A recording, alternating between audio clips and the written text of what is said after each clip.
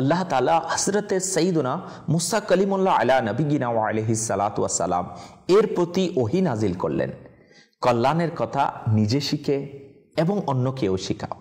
আমি কল্যাণের কথা শিক্ষা গ্রহণকারী ও শিক্ষা প্রদানকারীর কবরকে আলোকিত করব, যাতে তাদের কোনো ধরনের ভয় না হয়। হ্যাঁ প্রিয় ইসলামী ভাইয়েরা, আজকে যদি আমরা দেখি আমাদের মাঝে কল্যাণের কথা পৌঁছানো, কল্যাণের কথা শিখা এবং শিক্ষা গ্রহণ করা, আজকে এটা আমাদের কাছে কতটুকু রয়েছে এটা আমাদের চিন্তা করা দরকার।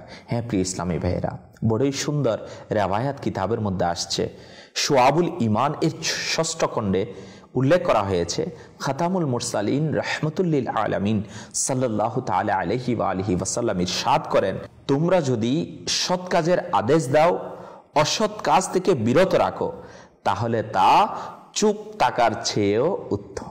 হ্যাঁ প্রিয় ইসলামী ভাইয়েরা, আজকে আমরা নেকির দাওয়াত দেওয়া, সৎ কাজের আদেশ দেওয়া, অসৎ কাজে নিষেধ করার ব্যাপারে শ্রবণ করেছি। আল্লাহ তাবারক ওয়া তাআলার দরবারে হযরত সাইয়্যিদুনা মুসা কালিমুল্লাহ আলা নবিয়িনা ওয়া আলাইহিস সালাতু ওয়াস সালাম ইরশাদ করলেন, হে রব্বে করিম, যে ব্যক্তি আপন ভাইকে নেকির দাওয়াত দেয়, সৎ কাজের আহ্বান করে, অসৎ কাজ থেকে বিরত রাখে, তার প্রতিদান কি?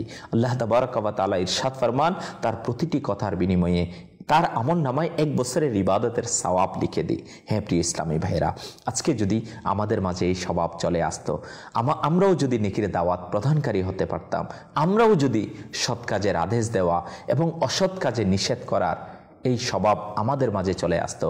হ্যাঁ, আমাদের পূর্বে বুজুর্গানে দ্বীনদের কাছে এই স্বভাব ছিল।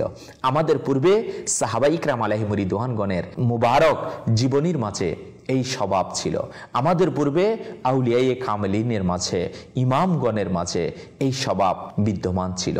প্রিয় ইসলামী ভাইরা ও মাদানী চ্যানেলের দর্শক শ্রোতা, বর্তমান সময়ে দাওয়াত ইসলামী মাদানী চ্যানেলের মাধ্যমেও সৎ কাজের আদেশ দেওয়া এবং অসৎ কাজে নিষেধ করার উৎসাহ প্রদান করছেন এবং দাওয়াত ইসলামের দ্বীনি পরিবেশে এক মুসলমান আরেক মুসলমান ভাইকে নেকির প্রতি উৎসাহিত করার প্রচেষ্টা চালায়, গুনাহ থেকে বাঁচানোর প্রচেষ্টা চালায় এবং আখিরাতের প্রস্তুতির জন্য উদ্বুদ্ধ করে।